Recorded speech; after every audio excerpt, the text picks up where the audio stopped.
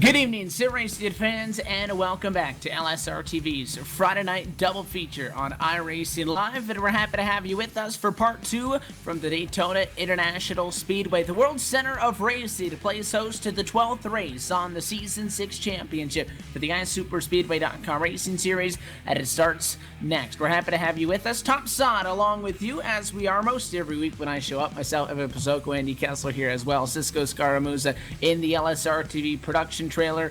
We're ready to rock and roll. 90 laps of endurance racing from the Daytona High Banks, and this one certain to be an exciting race, Andy, because it's the final time we'll hit the Daytona High Banks on the regular season. After tonight, 3 races remain in the regular season, all 3 of which going to be taking place at Talladega Superspeedway. So for the guys that like Daytona, get your money's worth now.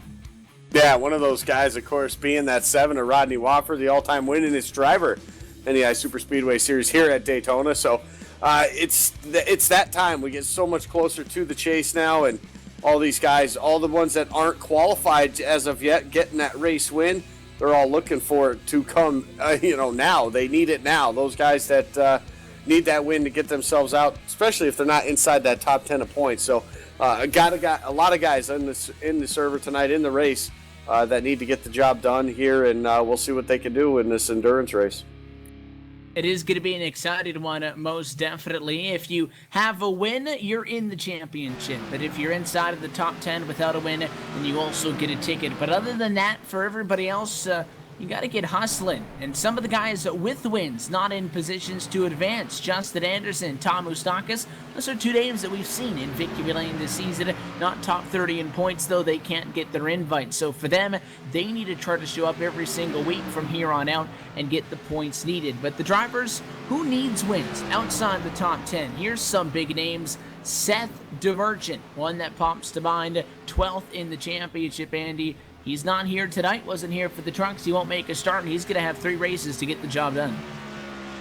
Yeah, he absolutely is. And, I mean, we talked about it during the truck race that nobody has set the back-to-back for as far as, or even gotten 2 iSuperspeedway Series championships. So definitely running out of time. And for some of these guys, we'll have to see what they can do here. And it all starts tonight. And, maybe that at this point in the season, that makes these drivers drive a little bit different, maybe drive a little tougher, because they got to get the job done and they don't have much time to do it.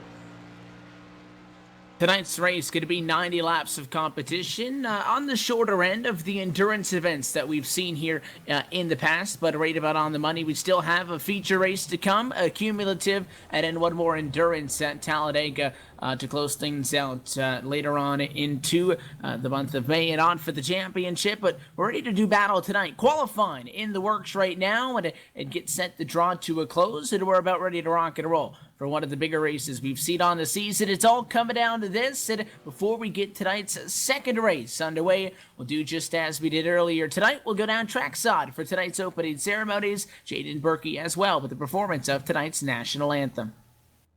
Oh, say, can you see by the dawn's early light what so proudly we hailed at the twilight's last gleaming, whose broad stripes and bright stars through the perilous fight o'er the ramparts we watched were so gallantly streaming, and the rocket's red glare, the bombs bursting in air, gave proof through the night that our flag was still there.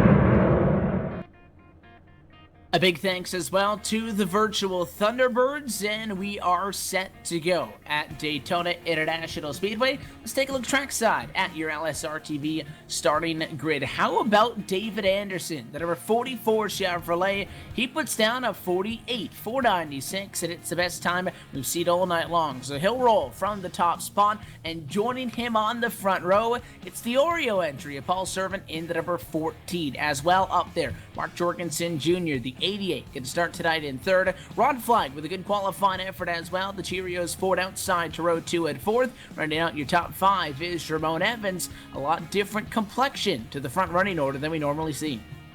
Yeah, it is, and it continues right now. Ryan Keese, a good qualifying lap as well. He'll start in the 6th spot. Brandon Traburco will start 7th. 8th goes to Jeff Figlin. Rodney Waffer, a guy usually you see up towards the front, he'll start 9th. And rounding out your top 10 in that 71, that's Christian Peterson. Dan Harrington's number 82, going to be number 11 in qualifying. 12th, going to go to Dana Osborne. Chris Bassini will roll from 13th. Glenn Hedrick at 14th, and 15th is the 41 Orion Pyland. 16th on the grid is the 87 of Ray Rittenauer. 17th goes to Tony Fenn. Kelly Dahl will start 18th. 19th will be Frank Busilia. And outside, row number 10, that's the 10 of Tom Moustakis. Behind him, you'll find Casey Malone in the number 92 machine. Shane McEachin to the outside of row 11 in 22nd. 23rd, Jason Oatmans. Mark Emery in 24th. And Josh Ball in 25th. Brandon Monsivice will roll off 26th. 27th goes to James Pileski. Matt Quick will start 28th. 29th is Michael Lathrop. Derek Walker will start 30th. 31st goes to Larry Camp. Andrew Berger will start 32nd. And Sean Bounty will round out the 33 car field here tonight. And if you've taken a look at some of the cars as they've rolled it off the grid and go down the Daytona Super Stretch for the final time as we get set to get action underway tonight from the World Center of Racing, it's Superhero Night with the iSuperspeedway.com Racing Series. Just as we saw a couple of weeks ago with the WWE themed night, you'll see a couple of special paint schemes out there on the racetrack that you can hop on board with at Route 4 and see if maybe your favorite car, if not that, one of your favorite superheroes could end up in victory lane tonight. But the lights are off for the pace car, Andy. Rough start to tonight, and a lot of guys not happy with their performance in the truck race. We get back to where we are most of the time, and that's plate track racing and Daytona. 90 laps, it should be a good one. Yeah, it absolutely should be a long race. These guys got to settle in here rather quickly and just be patient. It's a long race, lots of laps, lots of miles, and only one winner can come out of it. And as always, we're happy that you're going to be along for the ride with us live on LSRTV and iRacing Live. The pace car drops down and away and underway for feature race number 12. We're back at it again at Daytona International Speedway, and we race now up through the gears to turns 1 and 2 for the first time. Still 2 abreast through the entire field at a nose-to-nose battle at the front of the field. Slowly going to go in favor of the drivers on the inside of the racetrack. That's David Anderson with a push for Mark Jorgensen Jr. at a turn number 2. Yeah, it's going to keep that bottom side with the momentum. A little bit of separation with Rod Flag on the top side with Paul Servant. That's not going to allow that top side to be that competitive as they head back into turn number 3. So we'll give that advantage still currently the top 2 now. Mark Jorgensen Jr. able to push that 44 way out to the lead now as they battle side by side for that 3rd spot inside. That's the 83 of Ramon Evans. A good starting spot for him and a good way to keep it up front. Maybe a possibility for that car to make his way into the chase as well.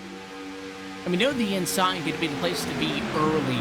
The outside is going to become a factor, just not when you're getting up to speed. So the inside, though, breaking away in a loud bang. 5 car lengths to the good on the bottom. And you're seeing that 14 of Paul Servant. He almost would have rather qualified 3rd than 2nd because he's fallen all the way back. He's got the 24 still on his bumper, Ryan Keese, but he's lost about 8 car lengths of positioning to fall back now behind Dan Harrington. 9th position, if that one machine, Chris Bassini can get it from him. He'll drop back to 10th, so almost outside the top 10 in the opening 2 laps. Now you'll see a couple of guys start to jump out and work with the outside lane. Brandon Jabarco's number 3 Chevrolet, the lone driver up there inside the top 10. Not surprised to see him jump to the top side. He'll lose a position, then drop back down to the bottom. Nobody to help up on the top side, so he has the opportunity to slide back down the bottom and obviously takes advantage of that. Does not want to be just like Paul Servant, drop into the back, continues to fall back for that 14. Starting to get a little bit of help. One car pulling out to the outside, and Jaburko again looks to the outside, but single file, everybody taking it easy here in the opening laps. And they know that it's an endurance event. It's going to be 90 laps. There's plenty of time until you have to start worrying about a checkered flag. And the old Jade saying goes, you can't win a race on lap 1 and 2, but you can lose it on lap 1 and 2. You got to take it easy. You got to pace yourself. The guys towards the back of the pack, they're trying to find some dancing partners, or they're just staying back there with their teammates. Everybody's got a different approach. You'll see guys like a Brandon Jaburko, like a Jorgensen, who we see most every week up front early, and we see them doing the same thing right now. Scored 2nd and 4th at the moment, and they lead the outside charge. They like to be up front since the drop of the green flag. They like to dictate the pace of the race. There's other guys that want nothing to do with the constant struggle that is battling for the race lead. They'll hang back, give them 25, 20 to go, then they'll come up and make a splash and somehow always seem to find themselves inside of the top final running positions at the end of it all. But it doesn't mean there's going to be a lack of excitement. Push up on the outside. First time tonight, new race leader, lap number 5, Mark Jorgensen Jr. going to go to the point. He will get clear. Jaburko not quite in the corner, and they'll try to both make the move at a turn 2. Question is now, does the 88 lead the 3? He does. He comes down and takes control of the inside lane of the racetrack and goes to the point. Yeah, made it awfully close right there. I thought for a while he was going to stay out there and try to maybe help that 3 car get out to the lead as well, but you can see right now the 44, David Anderson, he had that lead. He liked being up front, and now he's going to try to do it again. He's just got to do it on the high side. He's got that 3 of Brandon Jaburko giving him the push. It looks like he'll lead this lap at least. Not sure if he'll be able to clear that 88 just as of yet. Let's give another lap led now to that 44 machine of David Anderson, and we'll see this all night long, just a constant basically leapfrogging up at the front of the field, and you'll see that guy, usually 2nd or 3rd in line on the bottom, kind of jump out when he can time it just right with that push from the outside. And look at Jaburko. I'll tell you, that's one car you definitely want behind you because he knows how to get the job done, at least the push coming off the corners. You can see it right there. Just still, again, not able to clear for David Anderson, but he'll still lead that top side right now as they work their way through 3 and 4. Yeah, they like to jump up and steal the momentum. Obviously, the momentum a big part of plate track racing. It's funny for a guy like a Rodney Wofford in the number 7, if you're 3rd or 4th in line on the outside, you normally don't get many cracks at the race lead. Somebody jumps down from the outside to the inside, and then somebody jumps up from the inside in front of you, and you just kind of get stuck there. David Anderson here, and he's letting everybody know that he's here to play. The famous Dave Chevrolet went right back to the outside of the racetrack, and he challenges, but when they start nose to nose with each other, you can't really get anywhere. You almost have to wait for the outside to lose a couple car lengths of time, build up some momentum, then he can make a big run at it. But at least at the moment, kind of deadlocked there in a side-by-side battle for P2 or P3. A little bit of a check up in the center of the corner. The outside accordions up, and it forces us 3 wide at a turn 4 to the outside. Goes McEachin. Yeah, we kind of figured that was going to happen eventually, but you know what that was? That all stemmed from the 3 getting out just before the entrance of turn number 3.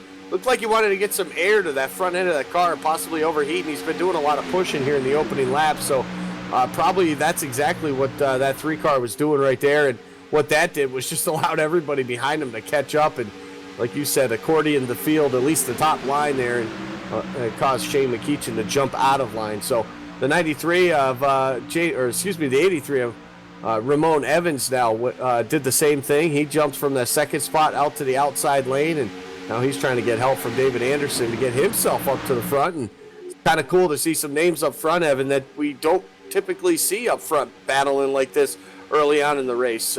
Some guys trying to make a name, trying to get into that chase. It makes it that much more important the later we get, the closer we get to it.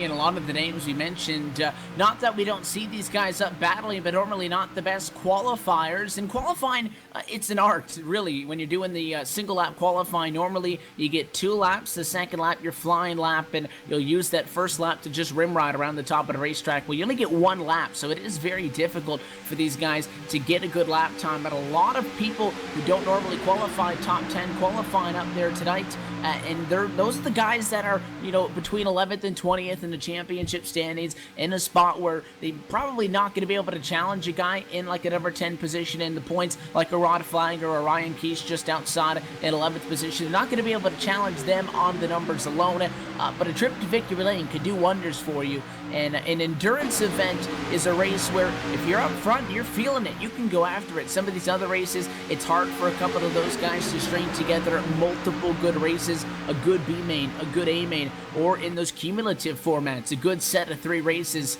You got one shot at it, 90 laps, no BS, and that's about it. And if you can get that car up there and race it hard, you got a shot into the race lead. How about the Cannon entry? Remote Evans qualified a P5, jumped up in front of Anderson the last time around, and he goes to the point, and Jorgensen, he's not planning on sitting around at all. He goes right back to the outside.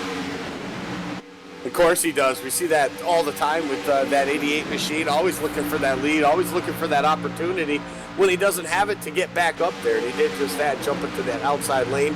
He'll lead the outside lane now. It's still pretty good strength in numbers for that top side, and it's been able to keep these guys battling like they have been side by side since the beginning of this race. So we're just into it, 11 laps into this race, and I think this is exactly what we come to see when these endurance races come. These very patient drivers, nobody really making a bold move early on, and they'll log some laps and come up on a point when we're going to get some, as they go 3 wide now with a lap down machine right now on the outside. It looks like Glenn Hedrick. So, but these guys, we're going to get these green flag stops, and we always see it, these little groups after they go to the green flag pit stops, we'll see groups of 5 or 6 cars. Well, typically the ones that lead after those green flag pit stops are those guys up towards the front during that first run. So for guys like Ramon Evans, for David Anderson, for those guys that had those solid qualifying efforts, this is exactly what they need, because it's going to put them in contention for the whole race, not just this first part of it. And they're going to be in the conversation, and you got those veterans mixed up there as well. Brandon Chiburko, the number 3, he's right in the thick of things, and no surprise that he continues to keep his head on a swivel, looking to the outside of the racetrack, thinking about making it 3 wide.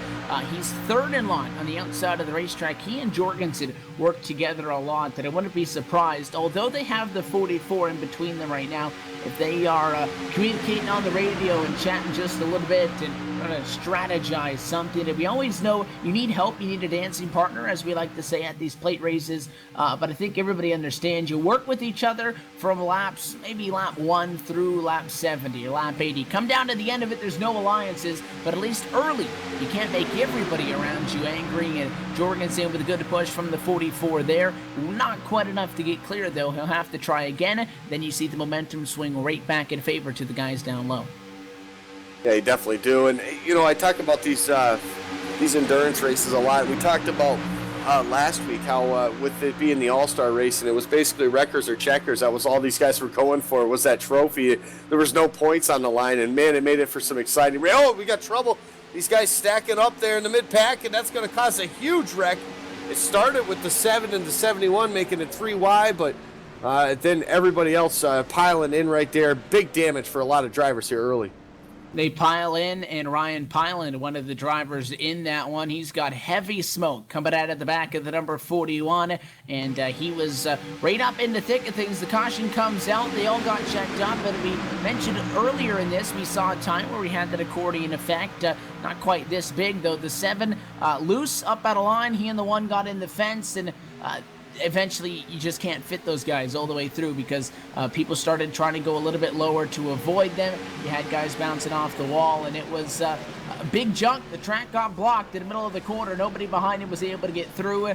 And early, the big one strikes in turn number 1 at Daytona, collects a couple of drivers. I'd say at least 6 or 7 going to walk away with some substantial damage and have to head trackside down to the pit lane to try to get those things fixed up. Yeah, you're definitely talking about that. Derek Walker involved in that as well, in that 20 machine, and just a lot of damage for a lot of folks back towards the back of the pack. But that's exactly, just accordioned it up, forced some guys out 3 wide. It continued to accordion up once they even made it 3 wide, and just nowhere to go. And when you're going that fast and that close, it doesn't take much. We see that week in and week out, and we get our first caution of the night coming here on lap number 14. And I'm sure it's that time, though. Pit road will be open, and you'll see all these guys come down. The good thing about this build, though, as opposed to the other one we had weeks ago, is the tire wear is not as bad as it was on those other tracks. So we saw a lot of guys, even last week and the week before, making a lot of just right side tire changes. So that it does come back into play now for these guys. It is under caution, though, so if it's me, and it's not me because I'm not out there, but I would definitely still take 4 under caution. If 4 tires is the usual call, again, they don't really need that much time to get them filled up with fuel, but more so recently in the last couple of months, last couple of years really on the sim, tires have become a lot more important at the plate tracks, and that was solidified obviously with the dynamic track build. So your leaders are in, going to be a gas and go for a couple of guys up front though. You see your own Evans, he'll take gas only. A couple of the guys behind him as well going to decide to go with gas only early here at Daytona. Just the essentials, make it a little bit further on down the road, which could be good news because sometimes we'll see a yellow Indy 5 laps and everybody wants 4 tires. So to see a decently length opening green flag stretch and not a lot of people pour on the tires means that the tire wear could be very good so far. Yeah, it definitely could be. And like I said, I think there was a little bit of an improvement with that. So with that said, a good call, I think, for that 83 machine to keep that track position that he's had since the start of this race, along with a couple other guys as well. Rod Flagg, it looks like he made a good call on that pit stop as well. And, of course, another move I like for the 44, that pit stall, having that number 1 pit stall allowed him to come out second there just ahead of Rod Flagg. So that'll help as well, especially they talk about qualifying. Okay, starting at a restrictor plate race, you can start in the back and work your way and end up winning this thing. We all know that. But to have that first pit stall, that is just that much more important as well, and we just saw a case of it right there. The number 1 pit stall, obviously fun to have because it means you qualify on pole. But again, as you mentioned, from starting on the pit lane all night long, that could be huge, especially come a late race restart, come a little bit of strategy later on in this race. You have that advantage. It's not a very large advantage. You can't, bomb your entry onto the pit road, but it gives you that little bit to the good on the yellow flag pit stops to try to beat the guys around you to that commitment line and get the position. And it works out very well because David Anderson going to be able to run up in the number 2 spot. Still running behind Ramon Evans. A great run so far for him. Of the drivers that started inside the top 10, they're all still up there with the exception of Rodney Wofford. Interestingly enough, we mentioned the 7, the all-time winningest driver at the Daytona International Speedway. He's back in 17th. Yeah, that's kind of an interesting thing. I think he took 4 tires on that stop, so that's what dropped him back. It was just so many guys took 2 tires or no tires on that stop. So not surprised to see some guys do the 4 tires. Like I said, I would do it because they're under caution. I'd save the 2 tire stops for those green flag stops if we get those at all tonight. But Rodney Wofford, he's going to have work to do to get back through the field. But if anybody can, it's definitely that driver, the number 7. And if you don't believe us, he came here 2 seasons ago and he swept Daytona Speed Weeks. He won the shootout, he won his duel, and he also went on to win the iSuper Speedway 500. So 3 weeks straight of winning at Daytona. If he can string that together in the next 3 weeks that we're going to spend in a row all at Talladega, he'll have a good time running into his search for a iSuperspeedway.com Racing Series Championship beginning at the end of the month in a couple of weeks' time. Still away, the lights on a pace car remain on, still early. 17 laps in of the 90 so far. We're going to go back green still with over 70 laps left to go in competition, so I think that means we're still a little bit far from making a one-stopper to the end, and I think we're going to see at least 2 more trips down. Oh, yeah, definitely at least 2 more trips. I think these guys can do about 30 laps or so on a green flag run. So, obviously, the draft playing a key. And, obviously, if you're leading, you burn up more fuel than the guys behind you because they're always pedaling the throttle. So, we'll see how it all shapes up. But at least 2 more stops for these guys. And we know typically on these endurance races, we usually see a couple of those green flag pit stops. So, those always come into play. Those always are a huge factor, too, as well, because every single time we have them, there's somebody that misses entry, there's somebody that speeds, there's somebody that spins out. it always can make for an interesting outcome for a race is the green flag pit stop. So not only driving on the racetrack, you got to do everything right. You got to do it all right getting down the pit road as well. So we'll have to see if that plays out. But so far we had a decent green flag run, and I think we have the opportunity to have another one and possibly get those green flag stops in. So some guys, most of the top 10, Evan, they're still the top 10 here in this restart. So we're seeing a lot of these guys being able to hold that track position. They have so far, and this going to be with 32 drivers on the lead lap. Glenn Hedrick involved in the accident. His night is done, so he'll come to a close, and he'll be 33rd. So far, though, he's the only driver behind the fence. For as big as that incident looked, and we called it the mini big one, we'll say, down in 1 and 2, there's the majority of those drivers able to get those cars fixed right back up and back on track with the ability of utilizing the quick fix after the contact early. We'll put 18 laps down with still 72 to go. Plenty more action to come from Daytona, but we'll go back at it for the first time. The American Ethanol restart. Flag waves and back at it we go. Side by side across the line, and a good restart for the entire field. Nose to nose for the battle for the race lead. Advantage going to go to the Cannon Chevrolet down low. Remote Evans in the corner. Yeah, he will have it. Take about a lap for these guys to really get wound up. We saw the first start of the race, the initial start, that top side, everybody searched to get to the bottom, but so far here, at least through the first 2 corners, it seems like that top lane still, at least for the time being, able to keep some sort of numbers up there. Right now, only 3 up there. Then you got a pretty huge gap all the way back to the next car in line there, and the Mark Emery trying to push that 71 machine, or excuse me, that 78 machine of Tony Fenn back up into the mix. And F44 is left out to dry, so it looked like Anderson was going to have a big push from Jorgensen, but once the 88 dropped to the inside, you can say sayonara. He's going all the way to the back of the pack, and it doesn't look like there's anybody behind him in the immediate vicinity to stop the bleeding. Everybody inside of the top 10. In fact, everybody all the way to 13th position on the inside of the racetrack, and he might find a spot here in line behind Jeff Figlin. He will. He'll slot down to the bottom of the racetrack, and that's almost the second pack. Your top 6 pull it away just a little bit. You got the 83, the 26 working the bottom, the 88, the 3, the top, and the 24, Ryan Keesh just kind of hanging out. He's yet to decide which lane he wants to commit to, and he doesn't quite have a superhero paint scheme on board, but he's got that Dallas Stars Ford in celebration that they're up 1-0 in the Stanley Cup playoffs. So he's sporting them, and he's sporting a good run so far at P5.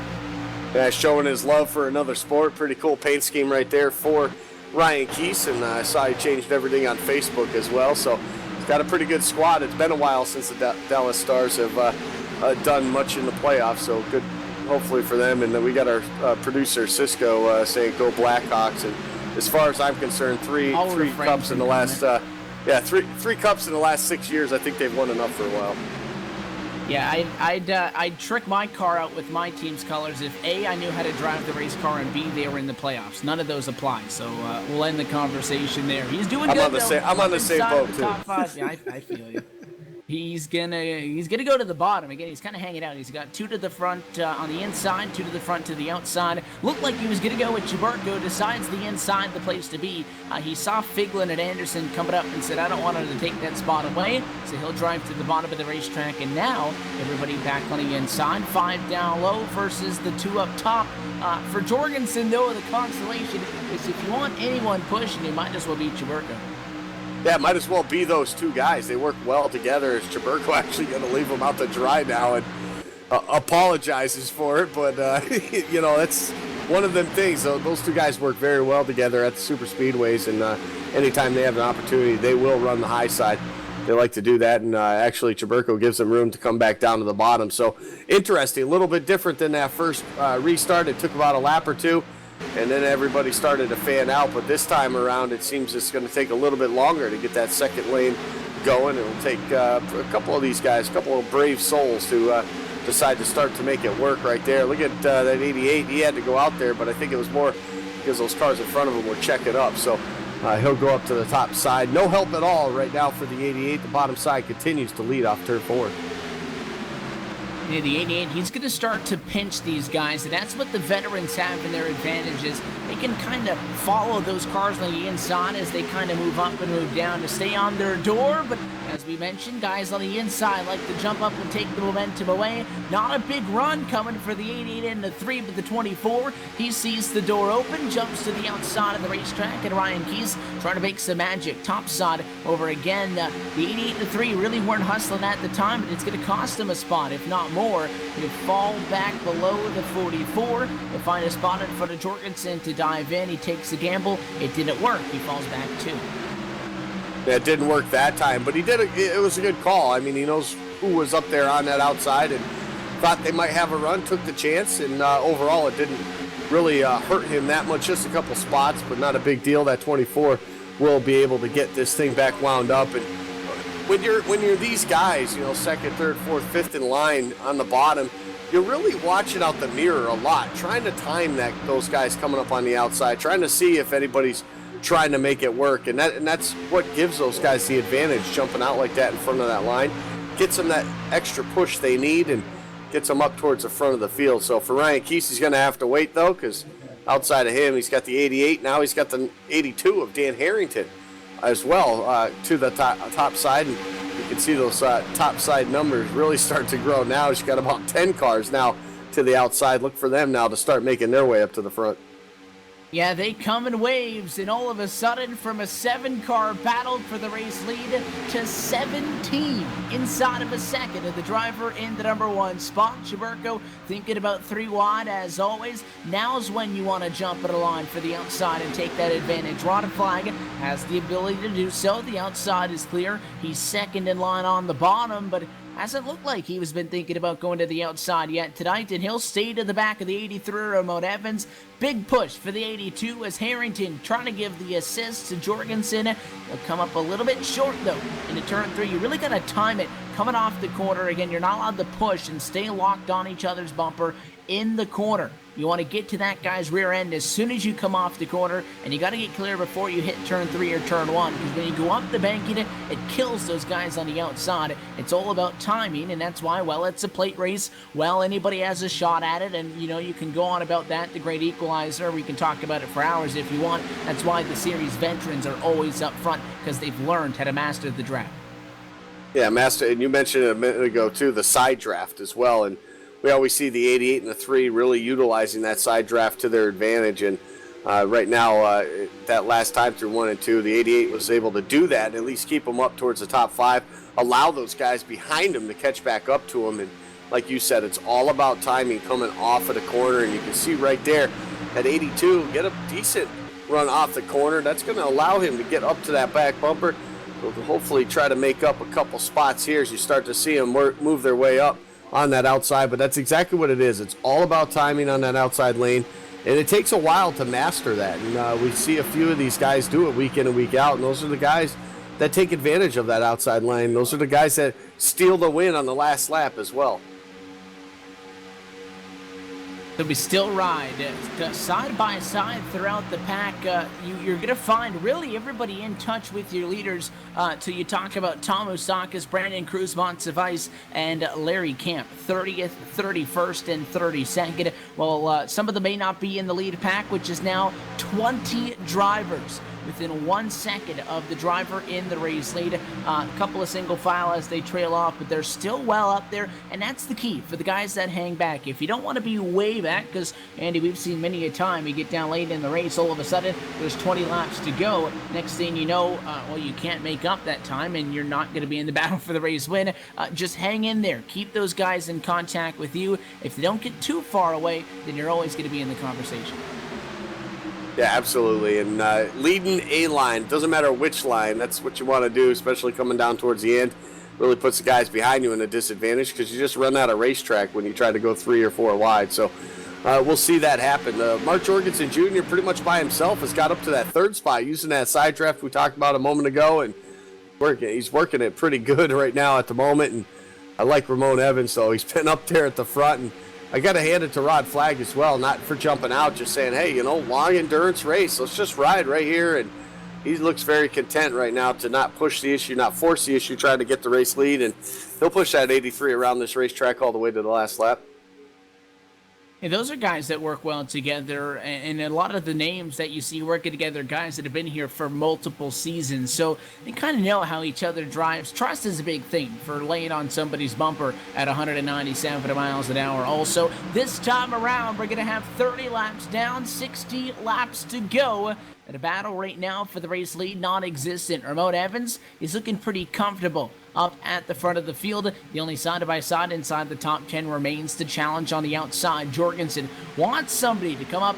He wants to be able to dance and just get something working, but at least for the moment, everything is calm at Daytona International Speedway. We'll take a quick opportunity, step away, take a word from some of our partners, and when we come back, we start to close in on the cross flags. You're watching LSRTV's coverage of the iSuperspeedway.com racing series on iRacing Live.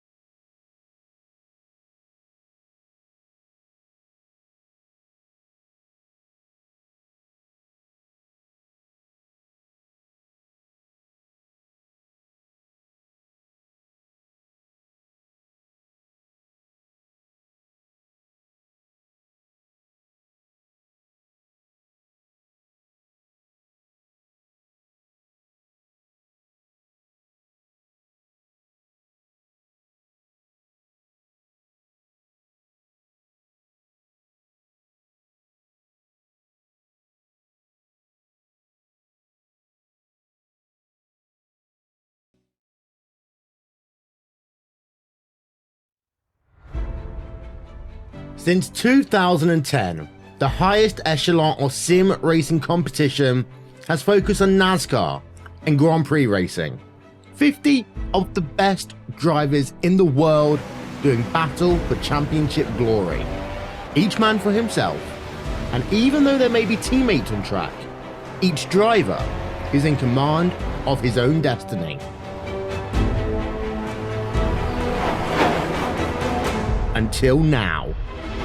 2016 sees the start of a new era in World Championship competition, with team racing getting its chance in the spotlight. No longer can one driver rule supreme, but you must rely on those with whom you share a car, a setup, a strategy. Endurance racing can be very different to other forms of motorsports, with races in this series lasting either 3 or 6 hours. Teams of 2 or 3 drivers, perhaps on opposite sides of the world, will share seat time, each having to collectively work towards one common goal. Crash out, and it's not just you who you let down. Officially sanctioned by SRO, it will be teams of drivers who will go head to head, car to car, rival to rival, in the pursuit of a championship. And there's over $25,000 in cash and prizes up for grabs. Some of the world's biggest sim racing teams are represented. There's also a group of teams who haven't seen this stage before, who want to make their mark and say we can hang with the best. The team racing revolution is here. It's loud, it's exciting, and it lives on iRacing Live, starting April 23rd.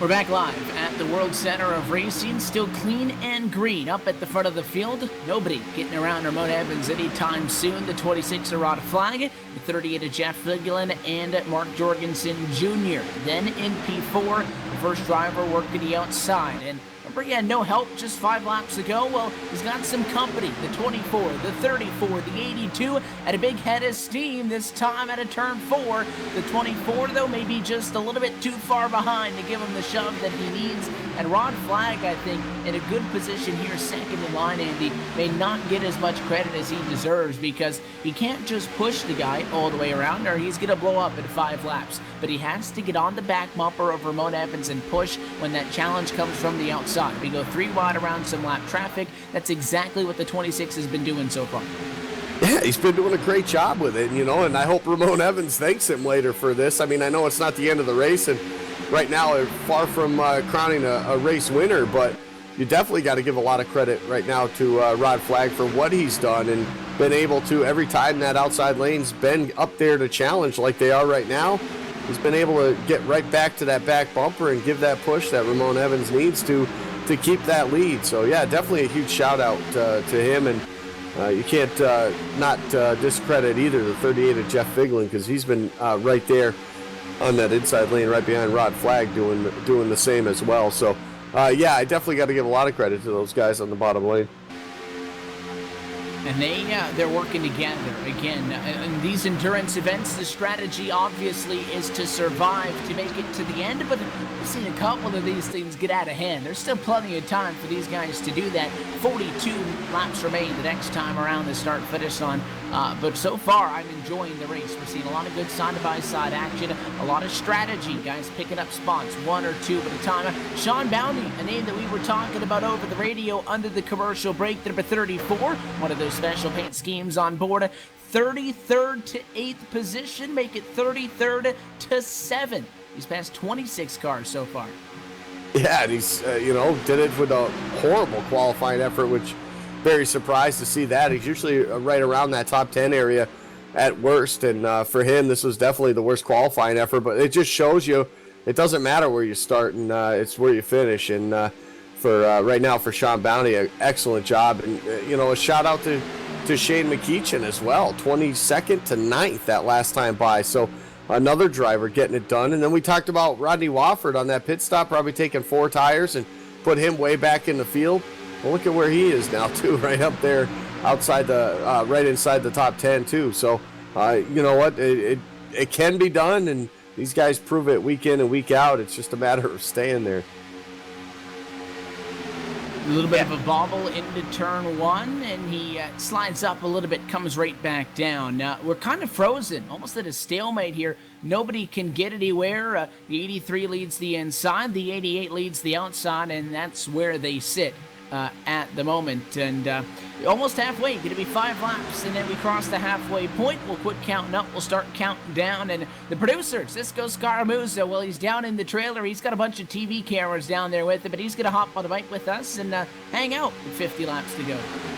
Yeah, it should be a little bit of fun here, but taking a look, watching it here at Daytona, and I've definitely been kind of surprised that 88 hasn't been able to do a whole lot on that outside lane. I mean, he's been able to do a lot over the course of the year. He's been one of those guys to make it work out there. I'd definitely say Chaburko and maybe DeMerchant are the 3 that really get that outside really working. And they're just kind of standing still right now. They just don't have the horsepower up there they need to get that line running. And with 3 of them also, that's not going to help their case also. 5 laps from now, they might have a little bit more, but we're really starting to spread out.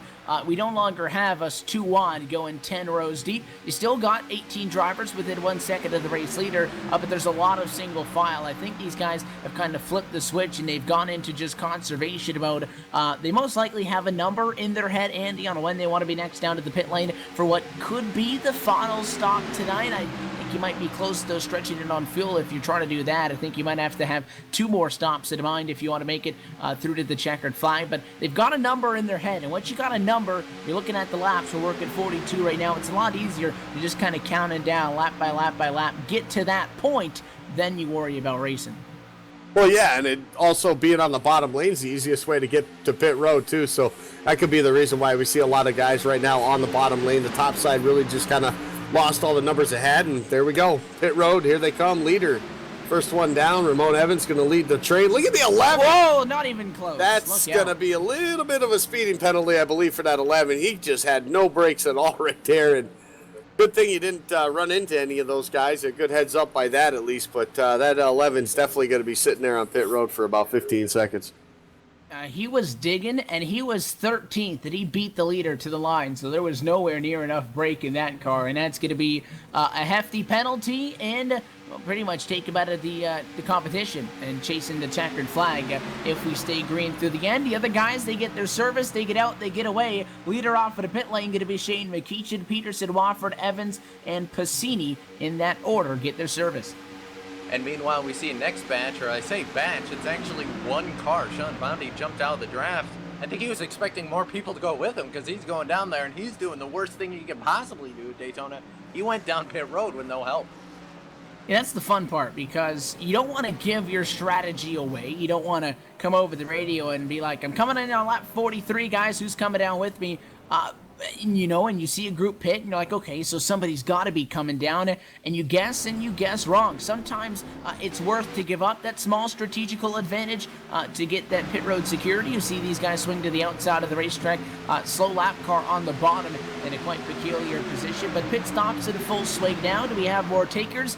Here they come. Rod Flag, Hill jump in, Figlin, Keith's going to make it 3-1. The 44 of Anderson driving it hard. They're all going to get down in time, and a good entry for all of them. Look at Chaburko. He just passed, I think, 6 cars right there getting on the pit road entry. A great job getting on the pit road. And we talked about Sean Bounty coming down by himself. He was actually fortunate. Some guys towards the back of the pack actually came down as well. So he just had to slow up a little bit there, but he'll have some drafting help. So he caught a break, I think, right there. It's going to put him a little bit further back in the field, but it'll definitely at least not put him out of contention here as this batch here that came off of pit road. That's a rather large group that came down pit road, so they'll all make their way off, have a lot of help, and things will start to cycle out again once again.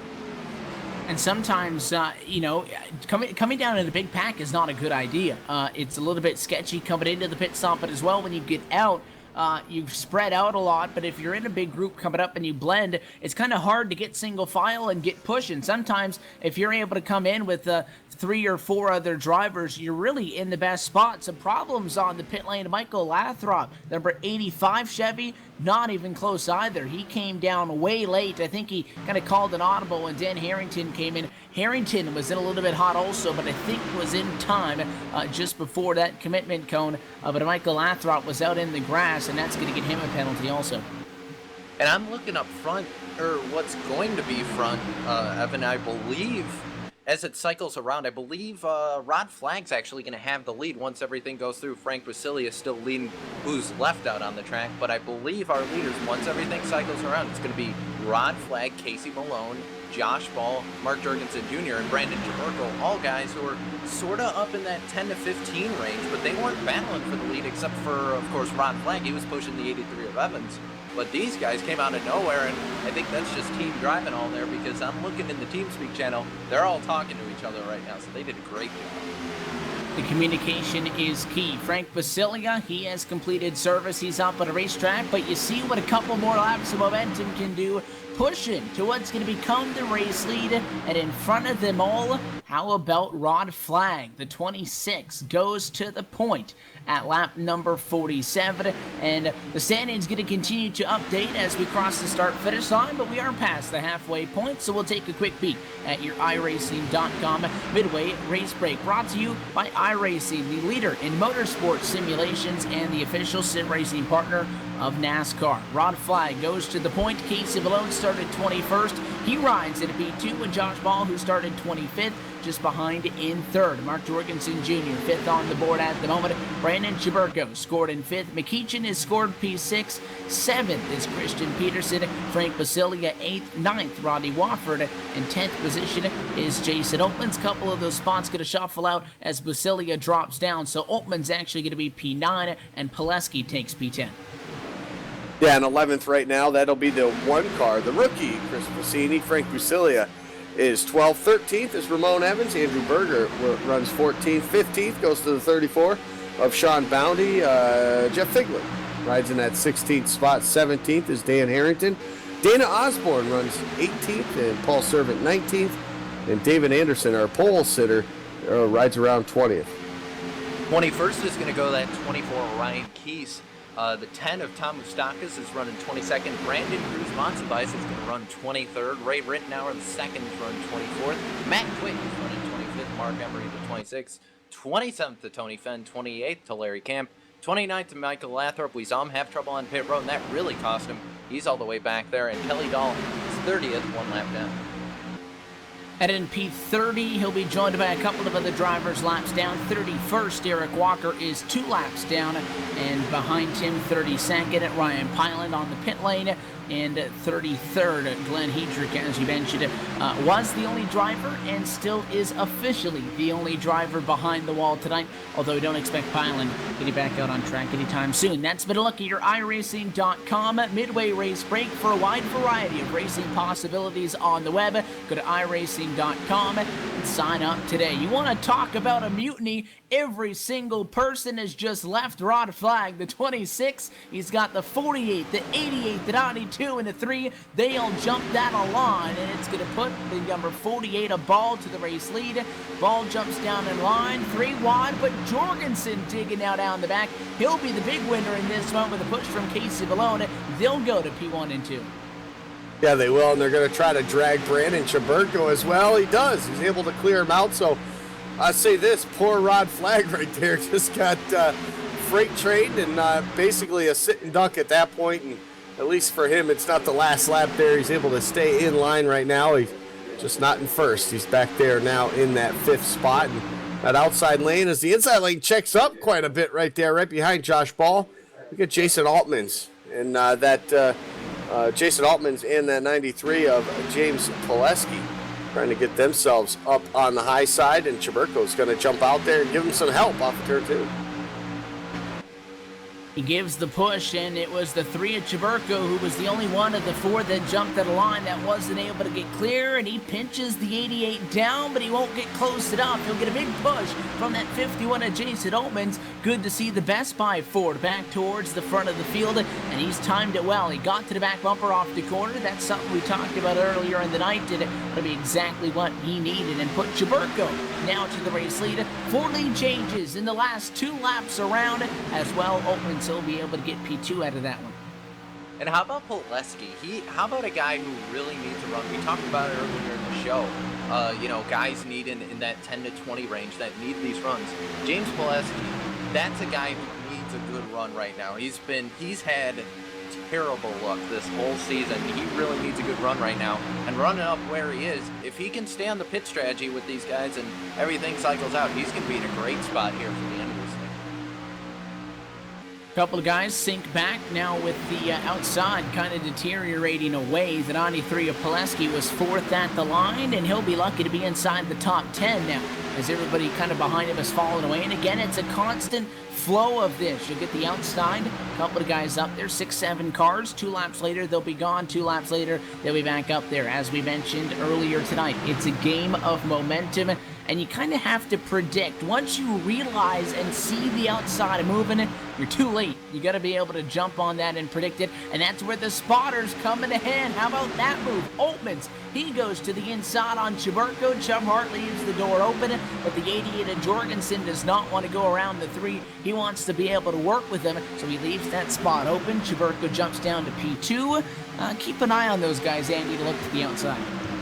Yeah, just like they did to Rod Flag a few laps ago. I think Jason Altmans right now is a sit and duck as well. If these guys play the strategy like they had been doing over that last overhaul, I guess you could say, over Rod Flag for that race lead. So look for these guys maybe to gang up on that 51 as well. So this lead group, 10 cars, it's separated themselves quite a bit. 6 seconds back to Frank Busili in that 94 when you start looking at that second pack now. Yeah, that second group of race cars is much further back than what was, I think, as I said, 2.3 seconds before the pit stops. The guys that did not win this cycle at all, 6.7 seconds behind, and it all is led by Andrew Berger. The biggest surprise there for me is Ramon Evans, Cisco, the guy that was up front leading, now way back in the field. Yeah, and that, I think, is all just a part of that whole communication thing we talked about. I mean, a lot of those guys up in the front, with the exception of go figure, Frank Busilia, who's usually a main kind of a stalwart in that whole group, he's back here in the second pack as well. We got Dana Osborne, Paul Servant, David Anderson. A lot of these guys ran in the front that first run, and I guess it just got snookered on pit road because, I don't know, those guys seem to know something we don't.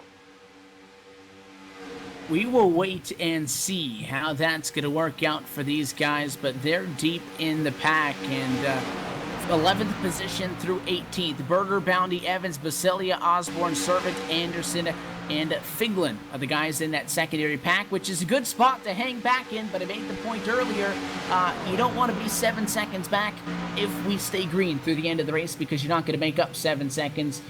You can dig all you want. That's not happening anytime soon. So Jason Altman's, he's in front of the field. He's got the Best Buy colors on board this week, but the Dew Shot entering the outside, the Diet Mountain Dew colors this week for Mark Jorgensen Jr. He's given him a challenge, and I'm surprised that Chuberko didn't jump out in front of the 88. The 3 stays to the bottom, and Jorgensen's going to get help from James Pileski topside. That Pileski from 10th, now he worked his way back up to that 3rd spot right now as they come to the start-finish line. Looks like the 88's going to get this lap led, at least for the time being. Rod Flagg has joined that top side as well, so he's looking to make a run with Shane McEachin as well. So the top side doesn't have the numbers that the bottom side has, but with those drivers drafting as close as they are right now, it's been able to keep them up towards the front. Off of turn number 2, though, momentum back to the top side here. James Pileski all over that back bumper. He's giving that 88 the push. It looks like he'll clear him. The 88 at least will be able to clear him as they're going down into turn number 3. It looks like James Pileski's going to try to squeeze down there. No room. He's going to be stuck on the outside. Jason Altman's with enough momentum to at least keep it right there. Only one car getting him around him. And he's going to be okay because he's got a big push from Shane McEachin coming. Can he challenge for the race lead? He's got a nose at the start-finish line. He'll get a little bit of run out of the tri-oval. I think he's clear for a moment. Not enough time, though, to swing to the inside. Jorgensen with the nose shuts the door. That's the problem with being the guy that pushes somebody to the race lead, is you normally don't get pushed back to the race lead the lap immediately following. You see the 93, he's trying to follow the 28s of McEachin, saying, I need to push, so close. And I think that Dollar General Toyota needed some air. He steps out of line, and the momentum goes right back to the guys on the bottom. Yeah, and that's not going to work out for the 93s. The 28's going to dive in. Whoa, watch out there. This 28 of Shane McEachin almost got turned off the front bumper. The 92 Malone there. Now Chuberko going to dive. No problems there. There they go. 93 around caution's going to be out on that one. Hard into the outside wall goes James Pileski. As well involved is Michael Lathrop. No, it's a 2-car wreck. Caution, look out. They'll make it through. The yellow flag will be thrown from the flag stand.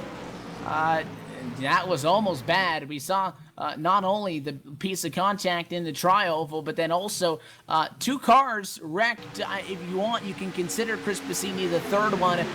3 cars that involved triggers a caution to be thrown. But I think the 93 came to a stop on the racetrack. That's when the yellow came out. And I think a lot of people were on the radio there because that group went to the inside. That would have been really bad if they didn't see him there. Luckily, we avoided being a bigger accident. 2 cars, though, really torn up. Yellow right at the 2/3 mark. And now, those guys that were 7 seconds back, it works out in their favor. They're right back in the conversation. You can get your pit stops out of the way right here. And this is where things get exciting. Yeah, what about the guys 15 seconds back there 19th on back, Christian Peterson. One of those guys we always see up front in these races. It doesn't matter if it's the beginning, middle, or end.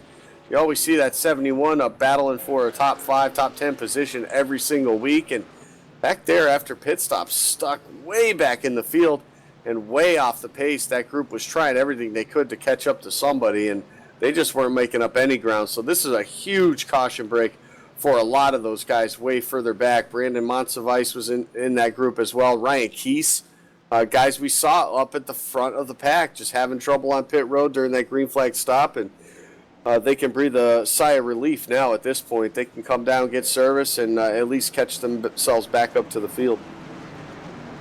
So they'll head down pit side. A lot of these guys have not taken tires so far tonight. Many of them have gone with the splash and go. A couple of them with 2 tires, and the majority of the 4 tires found themselves towards the back to the middle of the pack. So we come in for service, what could be for the final time. Caution flag depending. Jason Altman's into P2. He's got to stop nice and soon. In pit stall number 23, Jorgensen going to go all the way down to pit stall number 3. Let's see what the call is.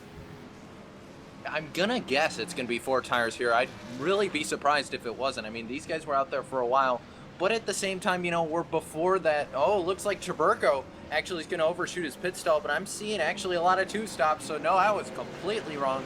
2 stops for the first, about 8 cars, 10 cars.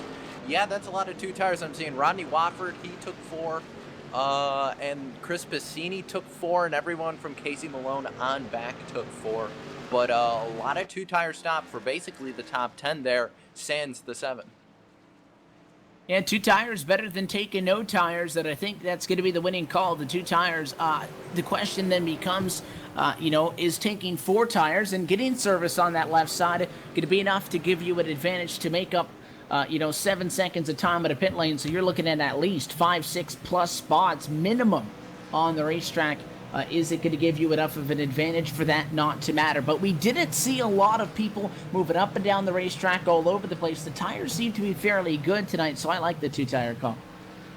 Yeah, absolutely. And the tire wear, it's there and it's prevalent, but it's not as bad like we talked about in previous builds. So I think these guys taking advantage of it with the 2 tires. Smart call, very smart call. Keep that track position. Stay up towards the front. And some of these other guys taking the 4, probably just trying to set themselves up for a possible late race pit stop, which will put them, they shouldn't have to, actually. We've got about 30 laps to go, 29 right now as they cross the start-finish line. So these guys are going to be pretty close on making on fuel the rest of the way. So maybe that's what the 4 tires for a lot of those guys was in their, frame of mind, was the fact that they're going to just try to make it to the end. Well, the light's still on the pace car, so let's take this opportunity to step away and take another quick commercial break. It will go LSRTV non-stop for the moment. You're watching the iSuperspeedway.com Racing Series on LSRTV, the voice of sim racing.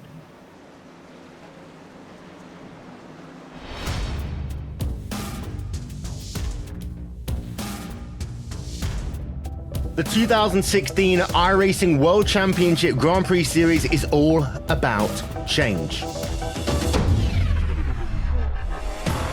New teams, new drivers, new tracks, even a new logo.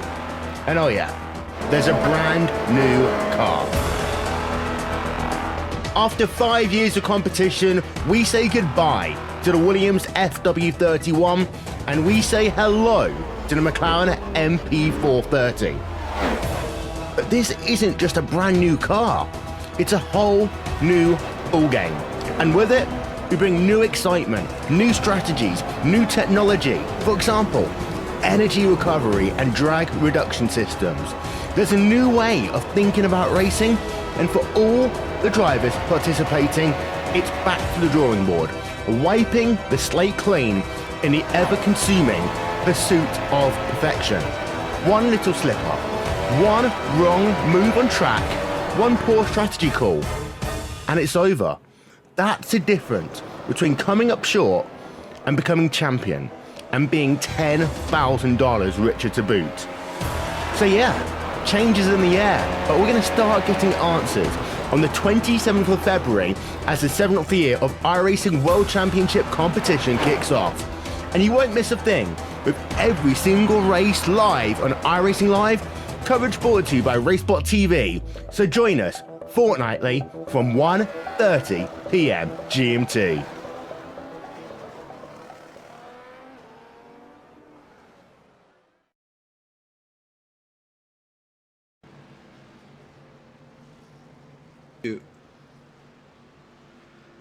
Welcome back to the Daytona International Speedway, where the lights are off on top of the pace car. It is week number 12 on the 2016 Season 6 Championship for the iSuperspeedway.com Racing Series. Final event in Daytona Beach till we go to the Daytona round of the iSuper Chase beginning on the 13th of May. right here on LSRTV. But kind of a couple of final chase spots to be determined between now and then. And we're happy that you're joining us for our LSRTV Friday night doubleheader. Evan Pasoko, Andy Kessler, Cisco Scarmoza in the tower with you this evening.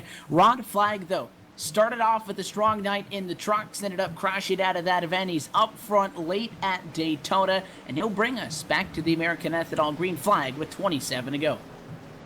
Yeah, it's good to see Rod Flag, especially the problems he had in the truck race earlier tonight. So good to see him with a strong qualifying effort and now up front here right when it matters the most with this last run here to the finish. The pace car, I'm going to go to the inside, and we'll see if this is the final time that we do it here at Daytona. Those guys towards the back of the pack taking on enough fuel to the end. 4 tires in the back and 2 tires in the front. Green flag back in the air. 27 laps to go, and the outside with a push at the start finish on McEachin. He'll take the bonus point at lap 63. Yeah, great drop by McEachin there. He's actually able to clear Rod Flag, and that's going to leave Basilia kind of stuck outside. No one really to go with there. He's going to have to wait for Wofford to get to the back, to his back, and then you got the Aegis teammates of Boundy and Monsivice. They're side by side right there, so another kind of team pairing there. And also another guy who we haven't talked about all night, Tom Mustakas. He's found his way into the conversation, that number 10 Little Tykes Toyota. He's in this as well, and if you're inside really at the top 10, you're in a great spot. But again, we talked about the guys that were way behind. Well, there's 28 of them on the lead lap, and we're all within a couple of seconds. But if you're at the back and you want to get going, it's time to pony up and move, cowboy, as we used to say here on Friday nights. And you got to get going. There's not a lot of time. 26 to go seems like a lot, but when there's plenty of traffic in front of you, you got to start moving. Shane McEachin, though, has to give real big props on that restart to the number 94 behind Tim, because without that, well, where's the 94? 7th and continuing to slide. So Basilia gave the push to Shane McEachin. The 28 got down, and that was a huge move for the Dollar General Toyota. Yeah, it absolutely was. And a couple of guys we mentioned that towards the back that don't have a lot of time. They came in to top off. Mark Jorgensen Jr. in the 88. Jason Altman's in the 51 as well. Currently, that last time by, 21st, 22nd, respectively, on the board. So those guys got to get moving, and they got to get moving pretty quick. They got a lot of traffic to get around up front, and you can see up front, the top side, trying to get some momentum. Josh Ball in the 48 Superman machine jumping to the outside there, just in front of those guys, trying to get the help and trying to get the momentum to get up towards the front. And the 44 pole sitter there, David Anderson, trying to help him. Yeah, you always need a little bit of help. And look at the 28 to the outside. The 48, he'll split the difference. Shane McEachin trying to defend the front lane. Instead, he'll give them both away. And now he'll be left out to dry. And that move by Josh Ball was nice and pretty. It's not going to be enough to get him to the race lead. Rod Flag coming storming back with Wofford on the bumper. Yeah, that was not at all what Shane wanted to happen there. He's going to drop in front of Dana Osborne there down, but he's in that kind of second pack. This first pack started to break away a little bit. You got Flag, Ball Wofford, Anderson, Boundy, Bassini, Basilia, Mustakas, and Servant. They're all sitting there running right now, and they're trying to get away from this second pack. But if they keep running single file or double file, I think if this second pack single files out, they're going to get a huge run on these guys. Meanwhile, we look towards the back of that, and look, there's 3 teammates working together right now. That's Jorgensen, Altmans, and Chaburko. They're up on the high side 3 wide trying to make it work. And the thing is, there's strength in numbers. There's no doubt about that. You get a couple of guys lined up, you could move, but you're asking guys to cooperate late in the race, and they don't like to do that. But right now, sometimes they realize if I'm going to benefit myself, I have to use this guy. And the guy knows, okay, he's pushing me for now. He's not going to push me all night long, but I'll take the help when I can get it. And they're trying to get that 7 in front. Rodney Wofford at Daytona trying to put another win in his historic resume at this track. And he'll get to the point, yes, sir. Lap number 68, move the 7 in front. For a second there, I didn't think he was going to drop down to the bottom, but that kind of slows that bottom lane up just a little bit. They end up checking up. That's going to give the advantage to the outside. Here comes Josh Ball with the help from David Anderson. Try to lead this lap here. Wofford's going to try to hang on to it. Looks like Josh Ball will edge him out right there. So a close call. That would have been some finish. We've seen a couple of those this season.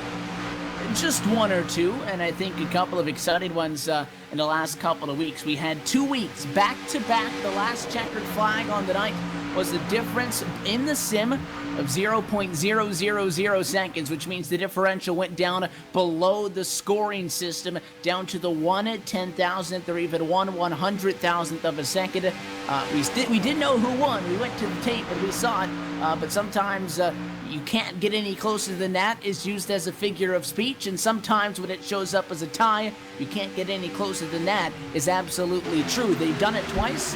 Why not third time? Third time's the charm. And how about that Dark Horse Incorporated Chevrolet, Rodney Wofford, going with that Ford of Rod Flag. They're storming to the front right now, and Sean Bounty is actually in that team speak with Dark Horse, with Rodney Wofford, Cassini, and also Walker, who I believe is out of the race or at least a couple laps down. They're trying to make it work on the inside. That outside line is just faded. There's only 2 cars left out there, and that's Ball and Anderson.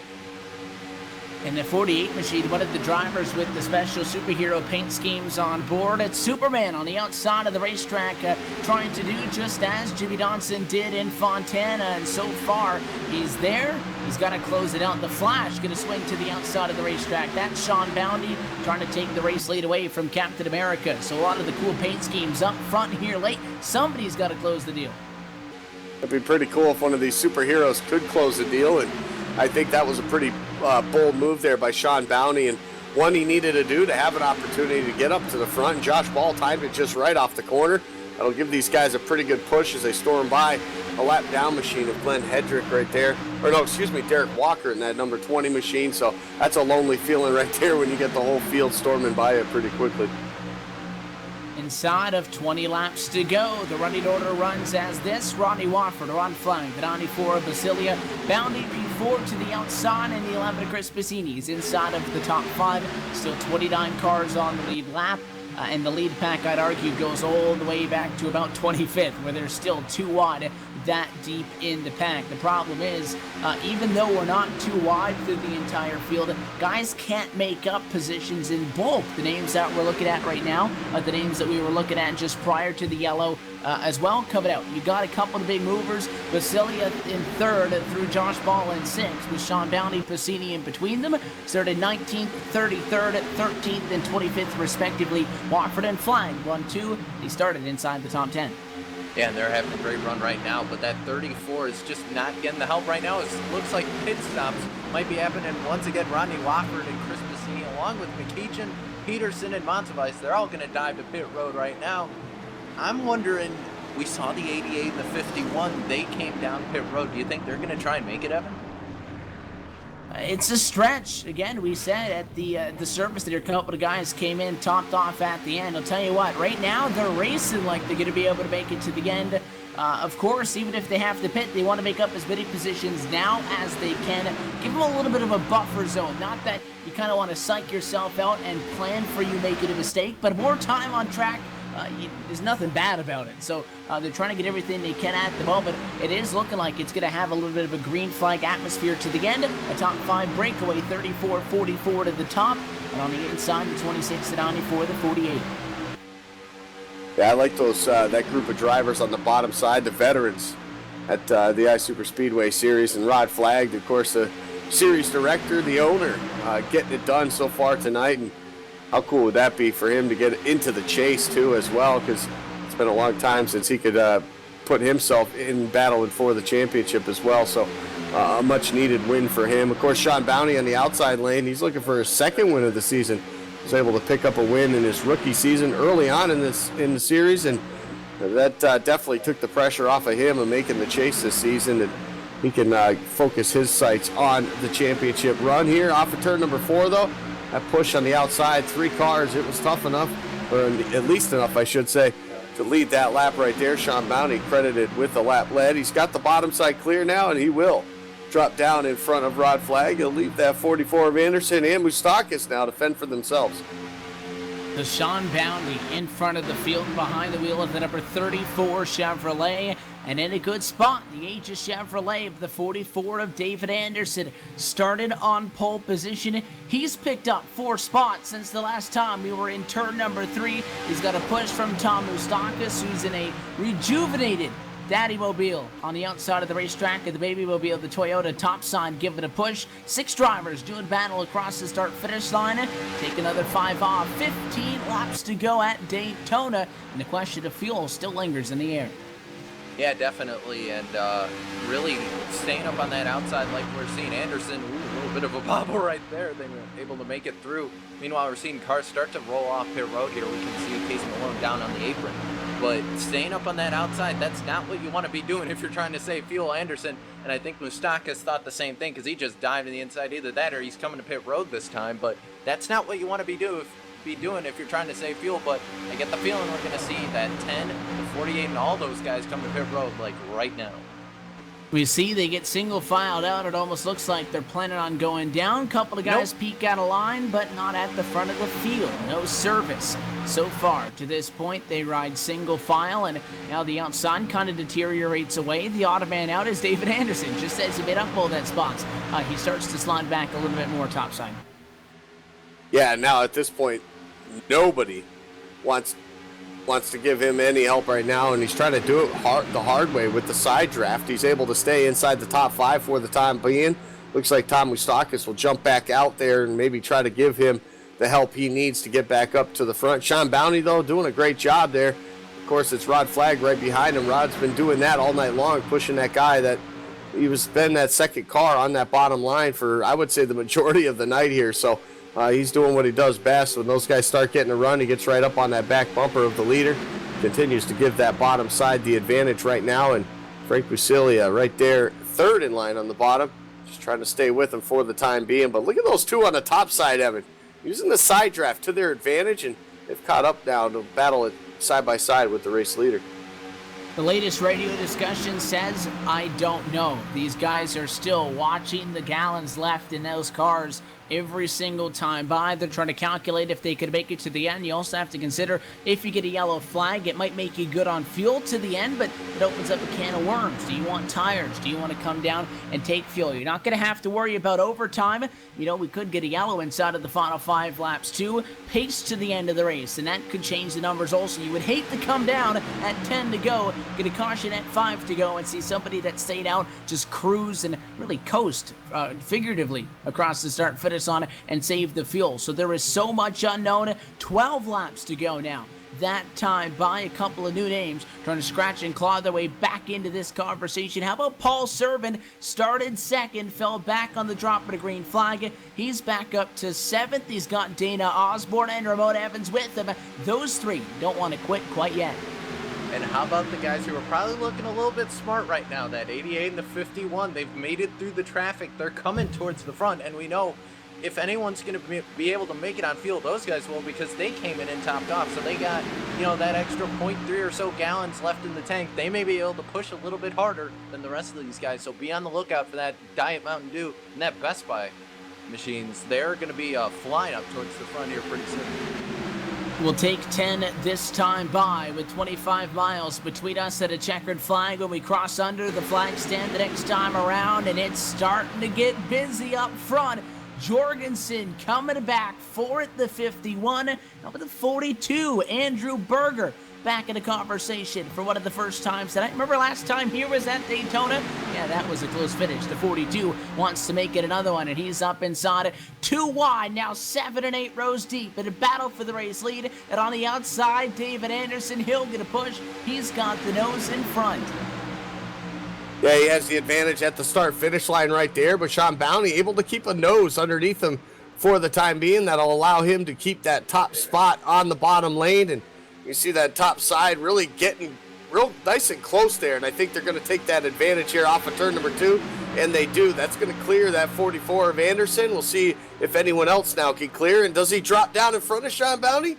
Sure enough, he does right there going into turn number 3 as they approach a couple of cars that are a little bit slower. They had made their way down pit road, and that's Brandon Monsivice and the one of Chris Bassini. So this field's starting to close in on these guys rather quickly here, and hopefully they get out of the way, and they do. They go to the top side there, and that'll open up the bottom 2 lanes now as the leaders, Tom Moustakas, side by side with Anderson for the lead. And it'll be 3 wide, 2 bits of lap traffic on the outside of the racetrack. The 35 for Monsivice and the 1 they now go by. Looks like everybody's able to make that transition rather smoothly. Another time by at a turn 4, and another time by with nobody jumping down the pit lane. Down the Daytona super stretch we go. The 10 of Moustakis push to Anderson to the race lead. He needs a push from Josh Ball to get in front of the field. One of the drivers that would benefit so greatly from a trip to victory lane and a ticket into the iSuper Chase for the Season 6 championship. Half of these guys up front are right now not in the Chase competitors list, and you got 8 laps this time by to make it or break it. After tonight, only 3 opportunities remain, and you can't guarantee that you're going to have another shot like this. You got to make it count. And Evan, it may not be WWE night, but I think I can smell what the Mark is cooking, and he's trying to cook up for a victory right now because he's up. He's that third car in line up on the high side, and he's trying to make it work there. And I'm telling you, man, that 88 and the 51, they're the ones to watch here. He was working earlier with Brandon Chiburko. Well, where's the 3 car? 24th position, 37 seconds behind, nowhere near this battle for the race lead. Up at the front of the field just wasn't with the pack. Off at the last restart, he's continued to slip and slide away, and in fact he'll be going down a lap before this race is over. 84 now goes to the works. Moustakis, he is in front and he's clear. Yes sir. Change for the race lead. Tom Moustakis now in front. Yeah, of course, Tom Moustakis got a win earlier this season in his first start back to the iSuper Speedway Series. So the goal for him, he's got that win, but he's got to get up in the top 30 in points here and able to make himself eligible for the chase. So he's got some work to do in the next 3 races, including tonight as well. So he's in a good spot to be in there right now, leading that pack, leading the bottom lane right now with David Anderson giving him the push. Josh Ball hasn't given up on the outside, and now he's got a teammate there, Mark Jorgensen Jr., getting it done on the high side. You got 1 car smoking in the grass, couple more driving awfully slow, so some trouble, but it's still a green flag condition right now. Chiburko involved in that. He's one of those cars there with the damage, but the track stays clear, and we're going to stay green flag racing right now. Top side, though, no advantage, no momentum. Top 3, they're clear. Yeah, the 11 and the 3 were not happy. It looks like Mark Emery tried to wreck Brandon Chiburko at a turn number 4. And he did eventually wreck him. So the 11 machine just straight took him out in front of the leaders, and luckily there was no yellow. Luckily that did not affect the leaders at all, but that was pretty ugly looking. Half of the 11 machine. So we stay green for the time being up at the front of the field, but things are getting heated inside of 5 to go. Josh Ball went to cut down, I think that was on Dana Osborne, and oh my God, I have no idea how they kept it straight. Oh my, did you see that? It looked like Jorgensen was getting sent for a pit stop entry. He was so low. They hang on. Problem is, they lose so much time and so much momentum. 4 to go this time by. I don't know if they're going to be able to make it up. Or single file. It now becomes a waiting game. Who steps out of line first? Yeah, and I also think it's a waiting game of whose fuel tank runs out as well. So I think a lot of these guys really trying to pedal and feather that throttle, trying to make it to the end. We already saw guys come down pit road because they figured they weren't going to make it, and we got these guys out here saying, I am going to make it, because you know they're not coming down at this point here as we get 4 to go that time at the line. And top side trying to gain some more momentum here. Jorgensen jumps out to the top side. He's got the help from Josh Ball now. Jason Altmans and Andrew Berger now, all teammates there on the top side, trying to get it done with 4 of them. And if you're the 88 at Jorgensen, you're really not in that good of a spot, because the second you get a run, somebody's going to jump up in front of you. It's going to get a physical push, I think, in 3 and 4. A lot of beating and banging may be the decided factor in this one. 3 laps to go this time at a turn number 4. A caution flag would end it. The drivers inside of the lead pack sit 12 cars deep. Who's gonna get it? This time by Moustakis remains in front. He just needs 7.5 more miles. And you gotta remember, Mark Jorgensen Jr., he's going for a 2 in a row right now. Remember, he won last week, so he's got a ton of momentum. He doesn't need this win, but after last week's celebration, I think he wants that next win. We will see. It's the back straightaway, popsicle sticks in the air this time around. Here comes the push. Jorgensen, he's got the support. He gets to his nose, but he just doesn't have the momentum. Thinking about some 3 wide behind him, the 42 of Berger. He takes a nose to the outside of the racetrack, but he'll duck back in line, and the 88 slides back once more. 2 laps to go at the stripe. We're running out of time, and we're running out of possibilities. All these guys up in the front here, this group of 10 drivers, they all have the opportunity to come out with the win. Who's going to make that extra move? Who's going to make it 3 wide? Only time will tell now. Moustakis in the driver's seat right now on the bottom side. He's got it cleared by about 1 car length now as the 44 of Anderson looks like he wants to go to the top side. Moustakis going to try to block. It's not going to work. Not clear. They make contact. Here they go. 44 Caution will fly, and that'll end it. Moustakis to the inside. Caution flag is out. The C's part. Mark Jorgensen Jr. going to win it at Daytona.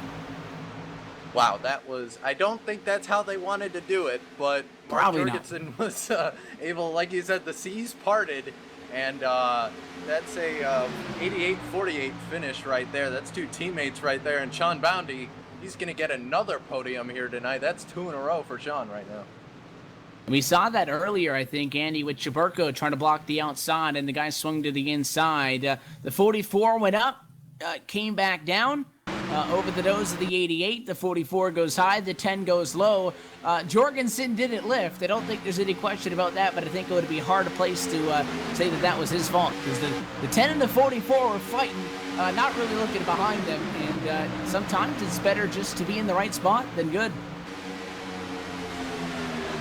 Absolutely. I don't expect anybody to lift that late in the race like that. I mean, why would you? You're going for the win. You're coming to the white flag, and just unfortunate it ended up like that, and a couple guys getting caught out there, and it looks like the 10 actually able to come back up through the field a little bit there. So Moustakis involved in that, but it doesn't look like it's going to hurt him too bad in the finishing results here. And look at 26, survived everything. It looks like he's going to get a solid top 5 here tonight. He'll come at a turn 4 for the final time. Mark Jorgensen Jr. with an impressive drive. Started up front, was outside of the top 5 late in this one. Was giving it to him, applying the pressure. The seas parted. And like we said, sometimes at these plate tracks, it's better to be lucky than good. And a great run for Jorgensen. He'll take the checkered flag. Winner of race number 12. Victory lane bound he goes, and that is huge for the driver, 7th in the championship standings. Now he's got a win, and it basically guarantees himself a ticket into the iSuper Chase.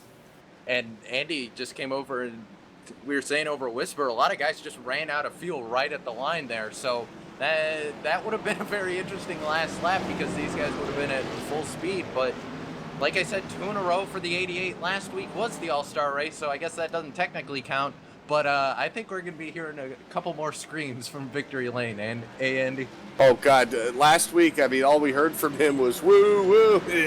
At the top of his lungs. And he woke up the wife. She was mad at him, but he didn't care. He had a big win. It was well-deserved last week in the All-Star race. It had been a long time since he had been to Victory Lane, but look at that 88 now. Punched his ticket to the chase, Evan, and it's been a long time coming for him to win a points race. Yeah, no animal abuse necessary. He punches the ticket to the championship, and he'll be there, and he'll fight for a shot at a title in 4 weeks' time. He's going to bring it back around. He's going to burn him down, and what he's done, we'll catch up with him down in Gatorade Victory Lane. Mark Jorgensen Jr., your winner at the Daytona International Speedway. The 88 Chevrolet back in Daytona Beach Victory Lane. It'll be a fun post-race show, to say the least, and you're not going to want to miss it. So we step away. We hope to see you in a moment. Jorgensen taking the checkered flag. We'll be back for the post-race show in just a minute.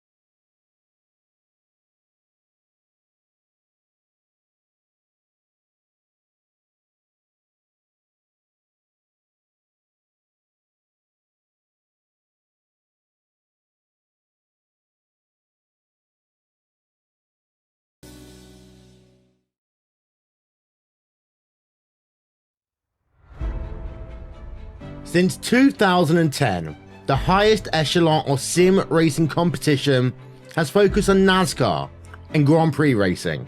50 of the best drivers in the world doing battle for championship glory. Each man for himself, and even though there may be teammates on track, each driver is in command of his own destiny. Until now. 2016 sees the start of a new era in World Championship competition, with team racing getting its chance in the spotlight. No longer can one driver rule supreme, but you must rely on those with whom you share a car, a setup, a strategy. Endurance racing can be very different to other forms of motorsports, with races in this series lasting either 3 or 6 hours. Teams of 2 or 3 drivers, perhaps on opposite sides of the world, will share seat time, each having to collectively work towards one common goal. Crash out, and it's not just you who you let down. Officially sanctioned by SRO, it will be teams of drivers who will go head to head, car to car, rival to rival in the pursuit of a championship. And there's over $25,000 in cash and prizes up for grabs. Some of the world's biggest sim racing teams are represented. There's also a group of teams who haven't seen this stage before, who want to make their mark and say we can hang with the best. The team racing revolution is here. It's loud, it's exciting, and it lives on iRacing Live, starting April 23rd.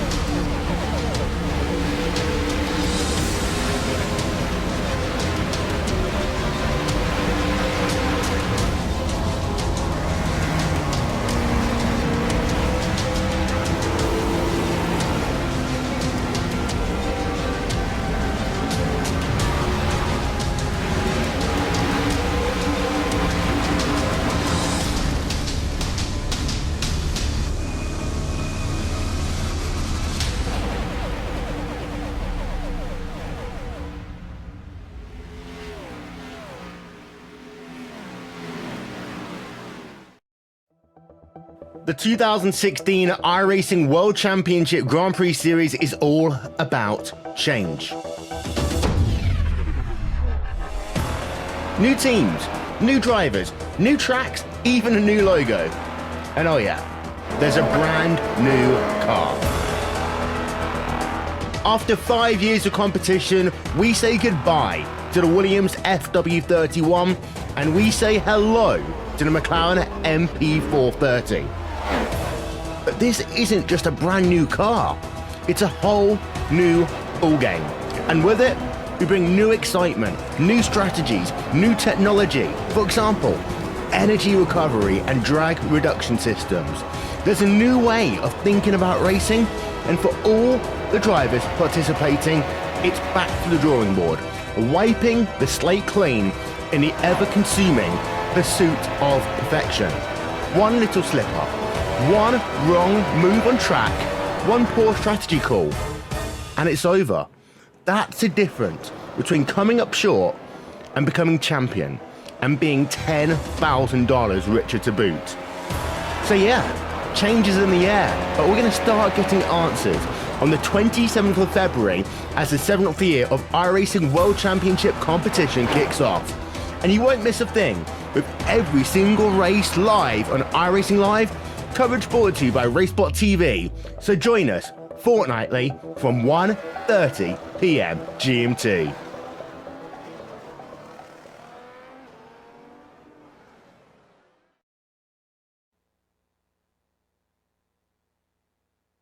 I want to welcome you back to the Daytona International Speedway. Happy that you're sticking around, patiently awaiting for the LSRTV post-race show to get underway. Your unofficial results show Mark Jorgensen Jr., Sean Aboundy, and Tom Moustakis coming home at 1, 2, and 3.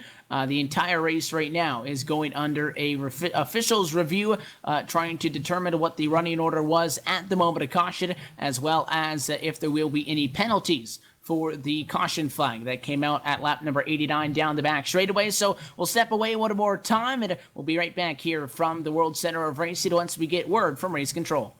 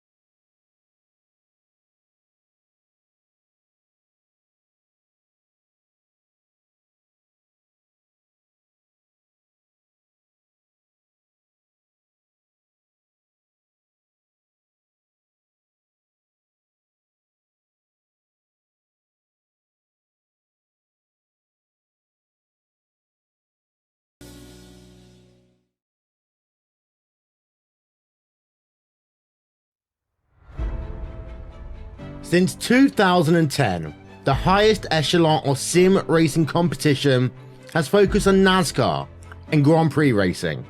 50 of the best drivers in the world doing battle for championship glory. Each man for himself, and even though there may be teammates on track, each driver is in command of his own destiny.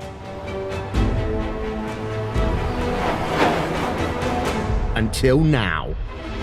2016 sees the start of a new era in World Championship competition, with team racing getting its chance in the spotlight. No longer can one driver rule supreme, but you must rely on those with whom you share a car, a setup, a strategy. Endurance racing can be very different to other forms of motorsports, with races in this series lasting either 3 or 6 hours. Teams of 2 or 3 drivers, perhaps on opposite sides of the world, will share seat time, each having to collectively work towards one common goal. Crash out, and it's not just you who you let down. Officially sanctioned by SRO, it will be teams of drivers who will go head to head, car to car, rival to rival, in the pursuit of a championship. And there's over $25,000 in cash and prizes up for grabs. Some of the world's biggest sim racing teams are represented. There's also a group of teams who haven't seen this stage before, who want to make their mark and say we can hang with the best. The team racing revolution is here. It's loud, it's exciting, and it lives on iRacing Live, starting April 23rd.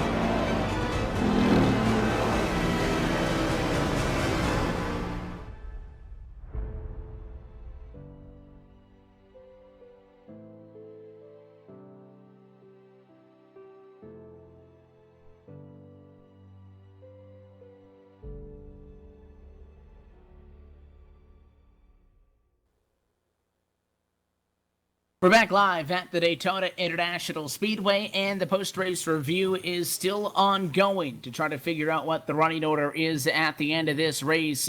As you mentioned before, Jorgensen, Bounty, Moustakis in the official scoring showed up as 1, 2, and 3. The only thing that I can I think safely put money on is that the 10 is not going to be finishing in the number 3 position. I think I took a look overhead, and I think I saw it looks like it's going to be a P6 by my look for Tom Moustakis. At least that's where the 10 machine was at the moment of yellow. But the debate ongoing for that, the debate ongoing about the contact, Andy, also we saw halfway down the backstretch for the final caution flag, looking at that 88 machine. Yeah, looking at the 88, trying to determine whether, we've seen it in the past, guys making contact late in the race like that and getting their positions taken away because they were a part of the caution. So I think that's what they're looking at also with the 88, like we talked about, because he made contact with the 44, but I really think that the 44 was making contact with the 10 and just kind of almost lost control and maybe tried to come down and block that advancement of the 88, and they just made contact. I mean, I don't really think that there's anything other than that could be come of this, but we're not race control. We're not in the, we're not the overseers of anything, so obviously our opinion doesn't mean anything, but that's, at least from my vantage point, that's what I saw. I think what we had for a finishing order, like you said, I think the number 10 maybe is up a few spots than what he should be, but sometimes that's the way iRacing will score him. Even though he was part of it and spun around, he never really stopped, is kind of what the sim does, so it kind of put him back up a little further up than what he probably should be. Yeah, I'm taking a look, and again, the results show 1 through 8 as the 88 of Jorgensen, the 34 of Bounty, the 10 of Moustakis, the 48 of Josh Ball, the 26 of Rod Flag, the 14 of Paul Servant, the 78 of Tony Fenn, the 51 of Jason Altmans. Outside of any possible penalty to the 24, and again, we don't have access to the pictures that race control is looking at, but from the camera angles that I've been able to play with, at least the running order minus penalties should be the 88 first, the 48 second, the 34 in third, the 26 in fourth, the 14 in fifth, then Tom Moustakis not in third. Instead, the 10 would be sixth, the 51 seventh, and the 76 and eighth. That's the running order that I see from the cameras that I've taken a look at the point of caution, because again, yellow comes out. iRacing sometimes likes to be a little bit funny, Cisco, and relegate itself to a couple of scoring loops and whatnot, but there would have been a race review regardless of if the 88 machine was even involved in that contact, because they would have had to look at the running order at the point of yellow. So they're looking at that, and as well, they're still reviewing the incident. Yeah, and we're actually hearing some things from race control right now. I guess we'll find out in a minute what they're saying. But in the meantime, yeah, I mean, it's just close racing, and these guys, these guys always have been close. I mean, Evan, you talked about it.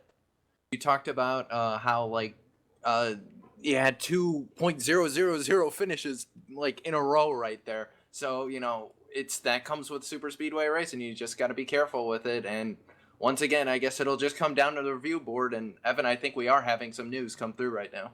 Yeah, we have word from race control on what's going to happen here at the end of this race. There is not going to be a penalty assessed to the number 88 of Mark Jorgensen Jr.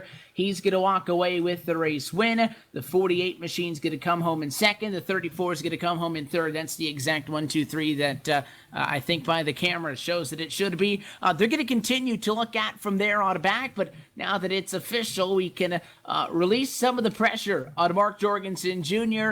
He's your winner tonight at Daytona International Speedway. Mark, I know you won the All-Star race, and we said, congratulations, but it's not a points race. You needed that win. You were top 10 in points, but I'm sure this makes you feel a lot more comfortable now, just being 3 weeks out of going chase racing. Oh man, this is a heck of a moment right here. Being able to bounce back from the non-points win in the All-Star race last week to come over here and just to be in position, just to be able to capitalize and be able to win. I mean, that's fun. Racing up front and just being able to have a chance. And man, this controversy, on the last lap, the whole waiting around, thinking, did I win? Did I not win? Did I do something wrong? And finally, become official that I did win. So, I'm pretty damn excited. I was just going to end up just pointing my way in. It looked like being seventh in points before tonight, but man, this is fucking awesome, man. This right here just sealed the ticket for the chase, man. Woohoo! Well, I'll tell you what, you were nervous there at the end because of that late race accident. We knew that things were going to get physical. They were beating and banging and rubbing in front of you. What did you see there down the back? I knew it was going to get pretty intense in the closing laps. Tom is he's a hell of a super speedway plate racer, and I knew that he was going to probably try to block the outside line to be able to give him a good shot to win. Because he definitely needs a win. He's well down in the standings on points, but no, just coming out of turn two, me and the 44 car, I was pushing the hell out of him. And I thought we had a pretty good run coming up off of two, and I thought I was going to be able to clear David going into turn three, have him cleared, to take the lead. But I saw Tom, try to put a block on us, and David went up high, and I was anticipating Tom to go back down to the yellow. As soon as I saw his car move down, I went ahead and tried to go to the middle, and then that's when David, and from my view, it looked like David come down to try to maybe get back in front of me or put a block on me. But man, it's just the last lap. It sucks, man. I'm glad that I won, but man, to do it in controversy and stuff like that, it's pretty.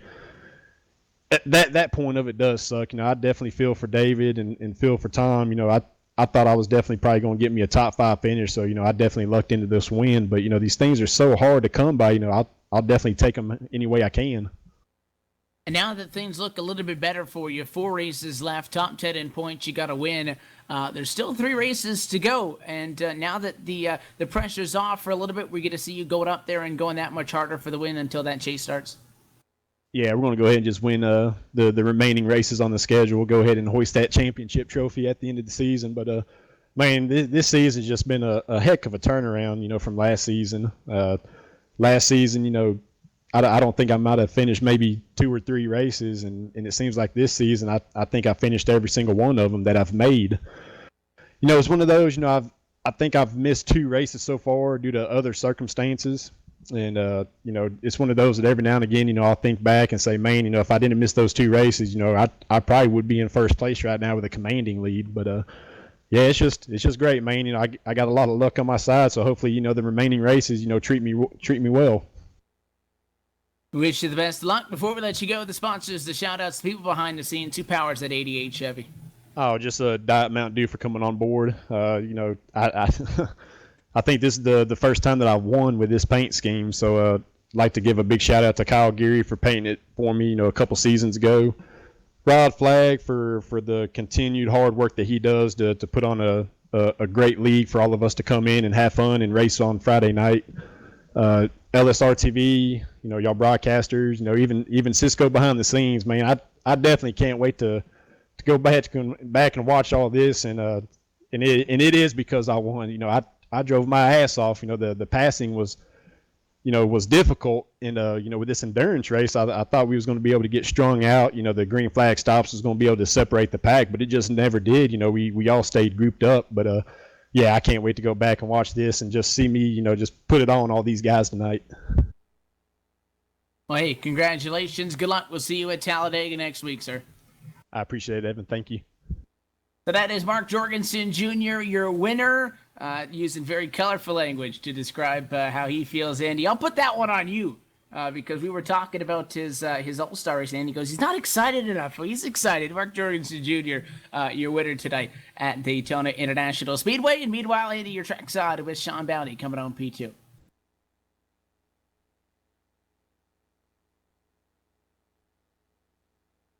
And no, I'm actually down here with second place finisher Evan because it was the 48 of Josh Ball who came in to the second spot here tonight. And the 48 driver, that Josh Ball and that Superman machine, you were definitely the front runner as far as superheroes went here at the end after everything cycled through there and they figured out the finishing order. Josh, quite a good night, I would say, for the 48 team. You guys won the truck race, and then you end up coming home second here tonight.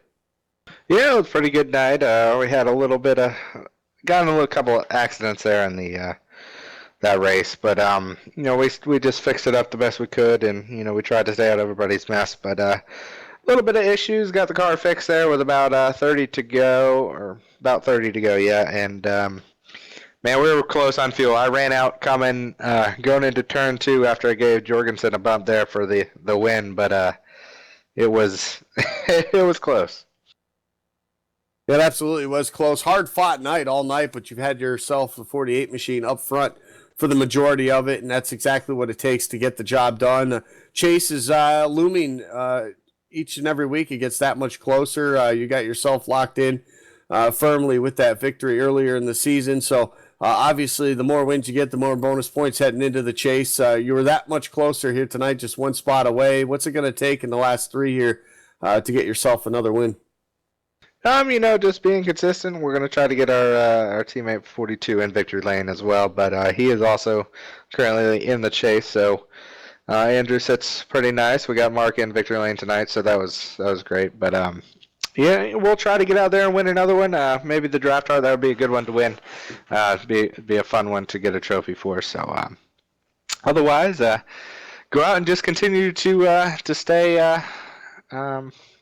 Oh gosh, lost the words here, Andy. That's all right. How about this? We'll do this. Conservative or not? Yeah. Go ahead. We'll just do this. I'll say estimation for you, which throws everything off. But at the same time, a solid night overall. A first place in the trucks, a second tonight. Sponsor shout-outs, Josh. Who helps you get here every week?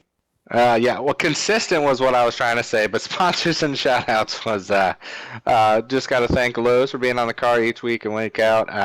Superman on there tonight. Unfortunately, didn't get to victory lane, but able to push somebody, the true Batman car, to victory lane. Mark Jorgensen, thank him. Jason Ullman, Andrew Berger, Chaburko, Rod Flagg for putting on the league, LSR TV, and you guys being up in the booth. It's great having you week in and week out.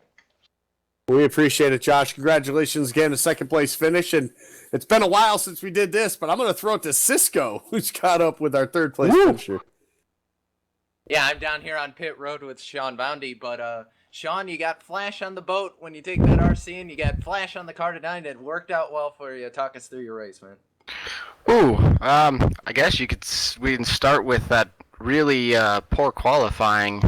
Don't know what was up with that, but I always thought it would be interesting to start from dead last. I was thinking maybe I'd do it on purpose someday, but no, it was fun. I really love the longer endurance races. They really get to set the pace and take your time going through the field, and everybody's just a bit calmer, and you get to methodically pull yourself through the field. And I really have fun with those longer races, as you can see here. So it's been nice not doing some of those really fun but strenuous cumulative races that we have. Sometimes they haven't been very good to me, so this is a really nice points day, but just really fun race tonight. I went back and forth between pit stops, just left side, right side tires, and just to work my way through the field. And then once I was up there, I was just able to conserve and stay up there. But on that last caution, I don't know if you guys were noticing it up in the broadcast, but we were close on fuel. Everybody that stayed out was really close on fuel. Most of the guys were saying they weren't sure they could make it. I think, 0.3 to the good. For like 15 laps, I recalculated it.